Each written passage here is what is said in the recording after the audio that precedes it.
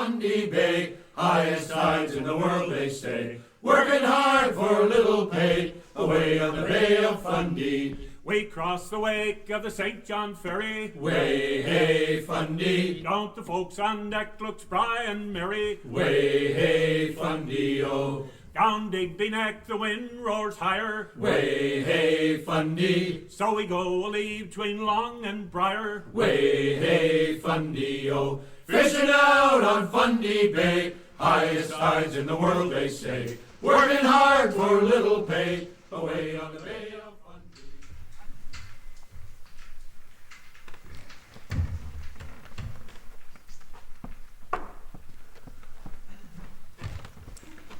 Good Monday morning, Long and Briar Islanders. This is COVEAM 1690 on your radio dial.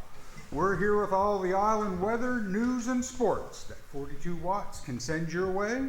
We'll also have a timely editorial for you. I'm your host, Will Titus. This here's my wife, Blanche. Morning, Islanders. This is my best friend, Bert. How's she going? And Al Ripley, who's doing today's editorial. Hello. We're broadcasting live from our kitchen table at 58 Lovers Lane. Last house on the left before beautiful Cove. Everybody goes park. This is where all the young folks go parking after the Legion dance. This stretch of road seen more action than the Gaza Strip. Ain't that right? Yeah, especially when the fog's in, Will, gives you the privacy, don't it? Yes, indeed, Bert. Now a word from our sponsor. Our first hour is brought to you by Coop's Fish Farm. Remember, the only way you can tell a Coop salmon from the wild Atlantic salmon is the taste. Also by the presence of certain fungal infections, sea lice, and the faint odor of fish feces. Remember, Coop's farm-grown salmon, not nearly as bad as everyone says. Will, sure sounds good. Sure wish I had one of them caged up salmon here right now. Bert, what have you got for us in weather starting off the week? Fog all day long. Yeah, last time I checked, the gray beast was hanging offshore, circling like a hungry wolf, circling a campfire, looking to chow down on some tender Cub Scouts. It'll start real slow, like the wispy gossamer wings of a butterfly. Then it'll swallow us whole as the day moves on. Hold on whilst I check the radar.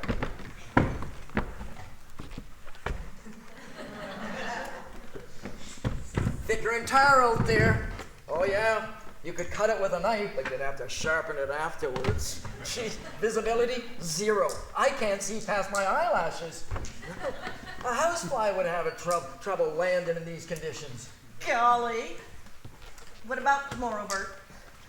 Fog will move in the morning, getting thicker and sludge as the day goes on before lifting about 10 minutes before dark. Rest of the week, Bert? Let's have a look at the forecast here. Wednesday, fog, thicker than a large print Bible. Thursday, fog, thicker than a politician's skin. Friday, fog, thicker than pea soup left stewing on the stove overnight. Oh, and Saturday we should have a break. Look at that.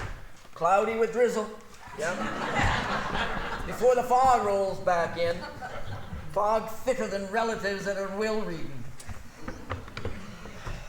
Not a very bright picture you're painting for us there, Bert. I says them as I sees them, Blanche. No sense, putting planting false hope in the eyes of the public. No danger of that, Bert. Oh, look, we have a light lit up on the switchboard. Hello, this is Blanche at Cove. What's on your mind today, caller? Morning, Blanche. This is Myrna, up the road. Hi, Myrna. How's the very close veins? Oh, throbbing something wicked, Blanche. But that ain't why I'm calling. I was about to hang the clothes on the line and I heard Bert's forecast, wondering if I should bother. Fair question, Myrna. You sure about that fog, Bert?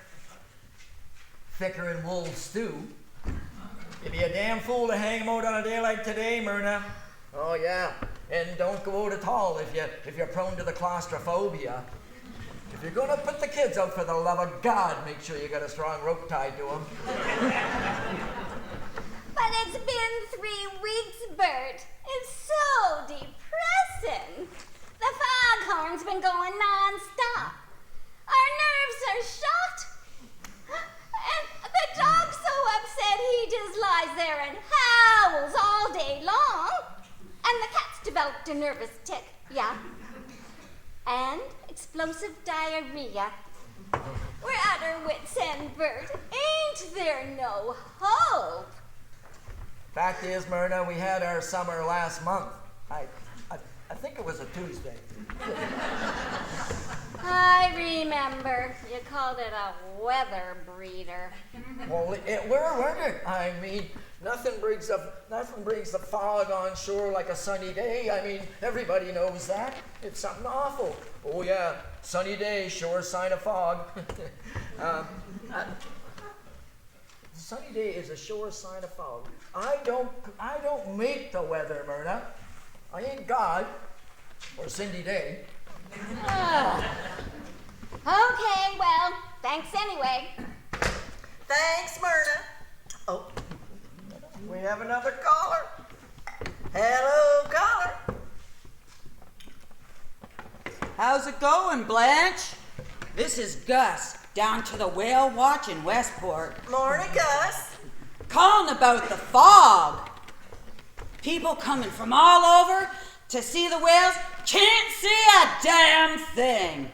Lots of whales so close you can smell their breath, but you can't see them at all. Hard to call yourself a whale watch when you can't watch the whales. Bert, tell me, when is there gonna be a break in this fog? Sorry, Gus, can't do that. Fact is, this is the pick of the litter weather-wise. Gus, you haven't done something rash, have you? I'm fine, Blanche. Seagull crashed into the picture window in the fog. Well, thank the Lord for that. Well, you have some sports news to share with us. Sure do. Busy weekend of sports plans. The 45 games at the Legion last night ended early when Ruby Stark had a bit too much to drink. Started playing strip poker. Till Laverne showed up, carried him home. Rematch has been scheduled for a week Friday. In racing news, Lindsey Prime went by my place last night just before dark in that souped up Hyundai of his. Well, he was going like the ringtails of hell. He was just a lifting her. Must have been doing 110 when Frankie Galls appeared out of nowhere in that Ford pickup of his. Well, sir, he dropped her down, that rear end dropped like a pulled axe cap. Shot of black smoke shot out of its arse end. He pulled up alongside, waving kind of nonchalant, like the Queen driving by the peasants. Best piece of driving I've seen since Alan Westcott passed Stanley Albright on the inside, going around Suicide, trying to make the ferry because his wife was having labor pains. Turned out it wasn't really labor pains, false labor pains. Took her to the Digby General anyway. She was kind of hysterical for some reason. Well, you was lucky to see it at all that day, Will, because the fog must have lifted just before dark. Because I know for a fact on that day, the fog was thicker than my old Uncle Percy. You know the guy that got his head caught in a lobster trap and they had to bring the boys down from Digby with the jaws of life to get him out? Well, Yeah. An upsetting crokinole news. Oh, yeah.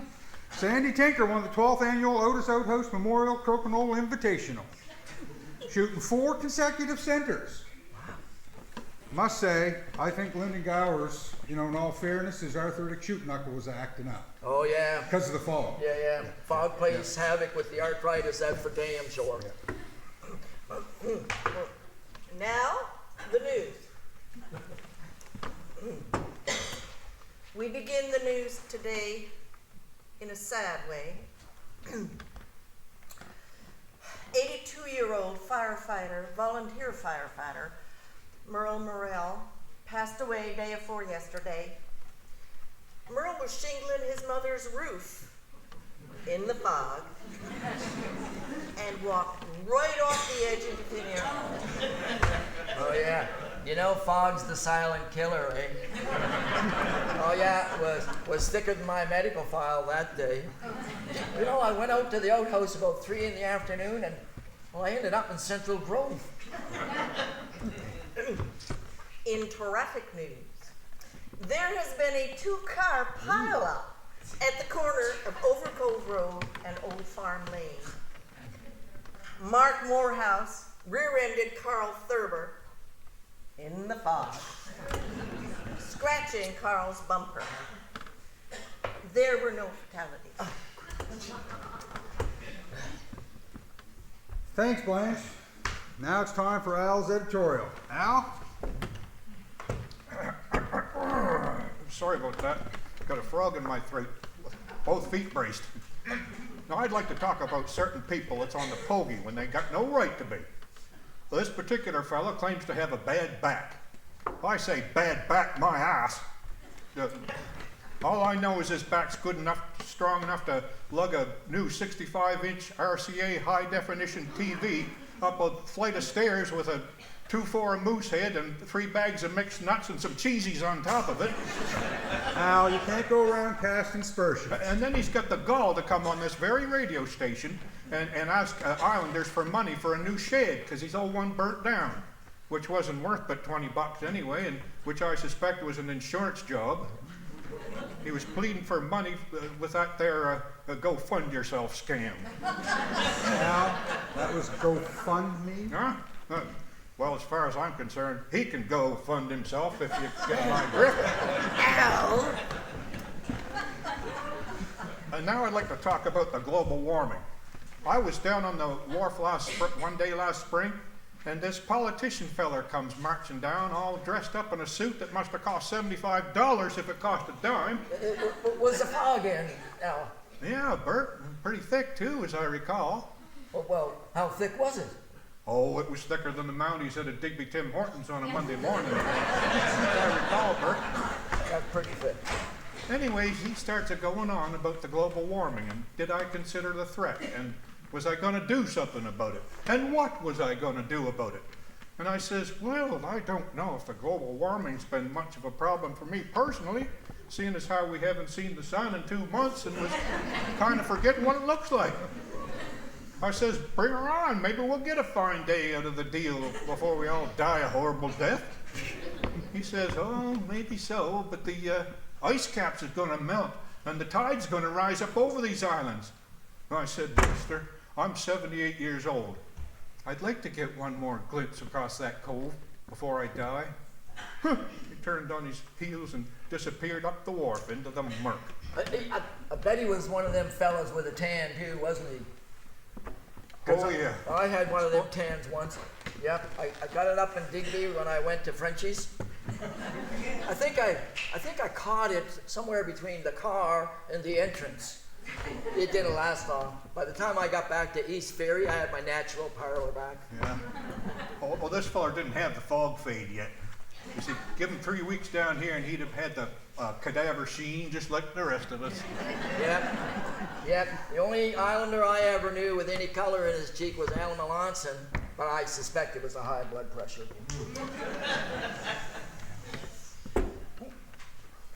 Thanks, Al. You've given us a lot of food for thought. Look, I never seen so many calls backed up before. I guess Al's editorial really hit a nerve. Hello, caller. Hello, Blanche. This is Myrna again. I just wanted to thank Al for his editorial. So you believe